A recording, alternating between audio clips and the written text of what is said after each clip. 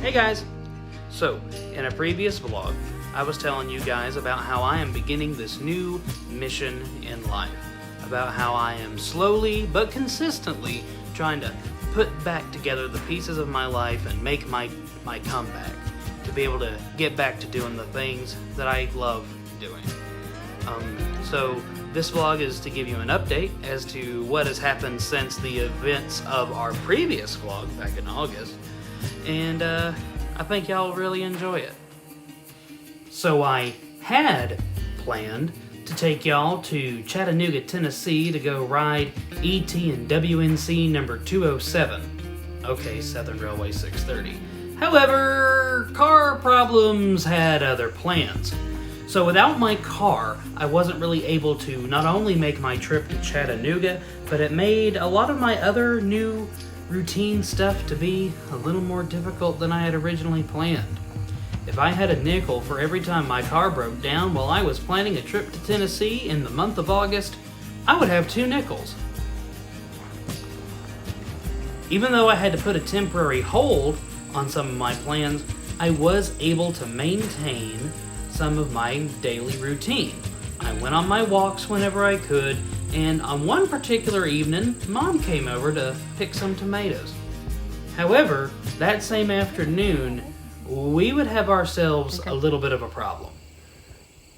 So my mom, whenever she came to pick the tomatoes, we decided to go out to dinner. And on the way to dinner, we got a phone call from my Aunt Jennifer to inform us that something had gone horribly wrong with a very important member of the family. And our family has had a series of unfortunate medical episodes, and this one sent us driving like bats out of Hades to Johnson City, prepared to get some really, really heartbreaking news. However, God had other plans.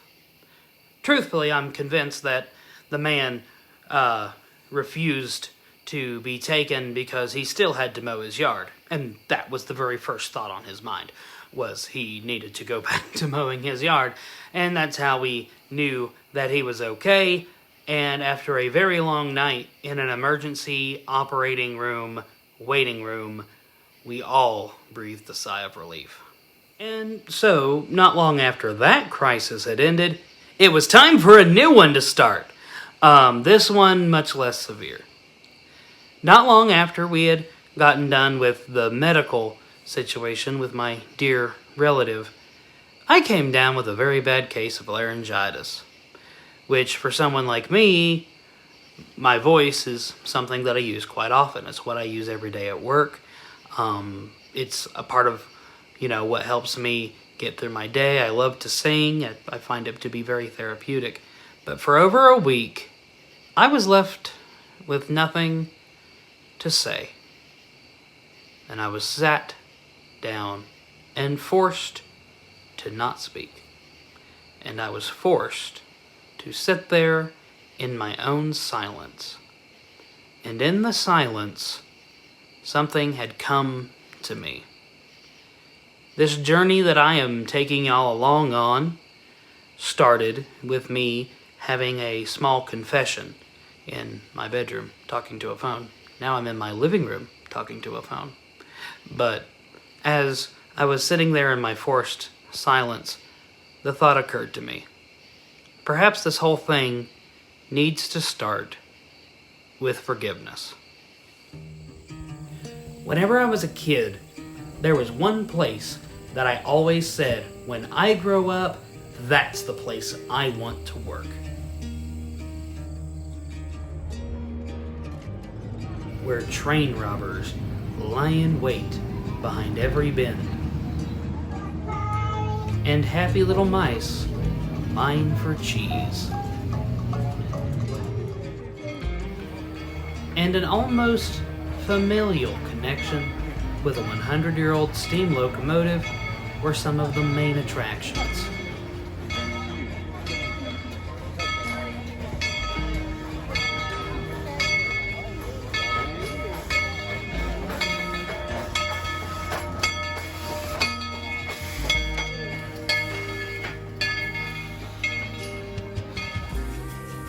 My senior year of high school, that dream became a reality. I worked my way on up from a ride operator to being trusted as a ride-op trainer, where I got to teach new ride operators the fine art of making kids smile, and doing it in a way that was also within safety practices.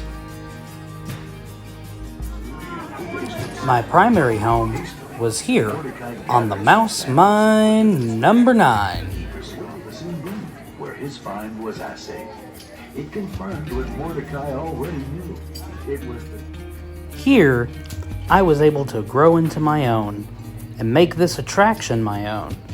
I'd be known, even for years after leaving this special place, as the Mouse Mine Guy, where I got to be a one-man railroad, station master, engineer, and conductor, while I got to take happy kids on trips down to North America's only cheese mine.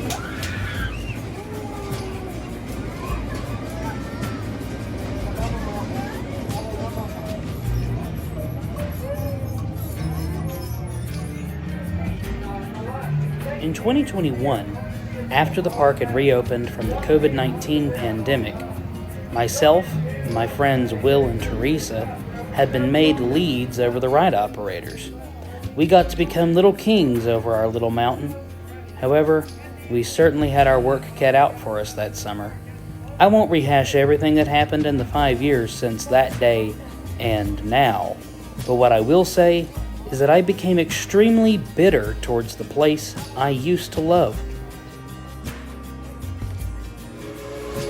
To the point where years later, even the sound of a little narrow-gauge steam engine blowing her whistle through the mountains made my blood curdle.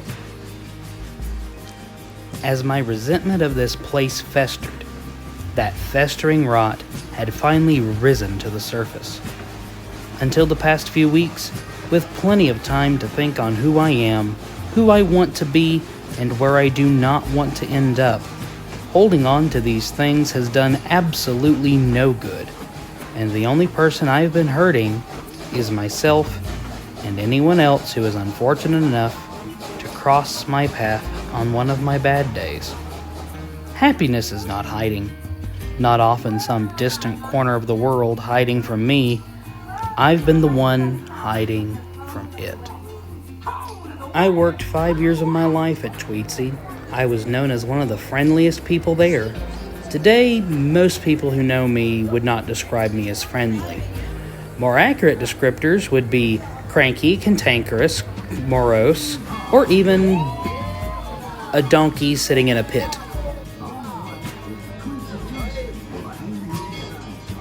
So what happened? What happened to that kid who ran around full of energy, bouncing off the walls, and lived to make other people happy? The simple answer is, he got hurt, and he got mad, and he just sat there in that anger and that hurt, and he let it consume him down to the marrow of his bones. A long time ago, someone told me a story about a monkey who had put his hand into a metal trap to grab a banana. Now, the hole in the cage was only wide enough for the hand of the monkey to make its way through. But as soon as he twisted it and grabbed hold of the banana that he wanted, he was stuck. And all the monkey had to do to be free was to let go of that banana, to let go of the things that he had been hanging on to so tightly. But instead, as the huntsmen were on their way to kill him, he would not let go. The only thing holding him in that cage was that damned banana that he just would not let go and free his hand, and if only he had let go, he would have been free. All of his problems were self-imposed. And that's kind of how I've felt over the course of the last few years, just without fully realizing it. You see, this is not just another trip to the local amusement park. This is me forcing myself to let go. forcing myself to let go of some of these silly things that I forced myself to hang on to out of stubborn principle, and just be free.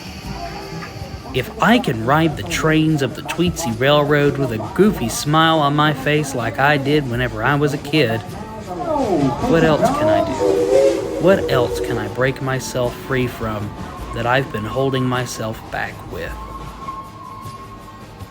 So what even is forgiveness? Forgiveness doesn't mean allowing yourself to be put in the same position where you can be hurt in the same way again, but it does mean that I don't have to stay angry about it forever. If I'm ever going to move forward in life, I need to start letting go of some of this added weight. And so the rides keep spinning, and the wheels on 100-year-old steam trains keep turning, rolling down the track. And at Tweetsie Railroad, the good guys always win.